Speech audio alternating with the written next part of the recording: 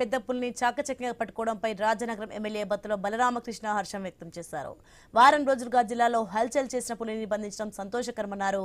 కొన్ని రోజులుగా రాజానగరం ప్రజలు భయాందోళనతో ఉన్నారని తెలిపారు.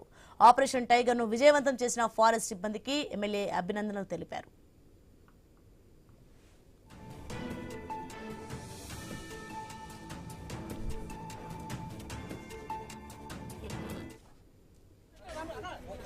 తూర్పుగోదావరి జిల్లా, కోనసీమ జిల్లా, కాకినాడ జిల్లా వారి అందరికీ కూడా శుభవార్త. పెద్ద పులిని పట్టుకున్నారు.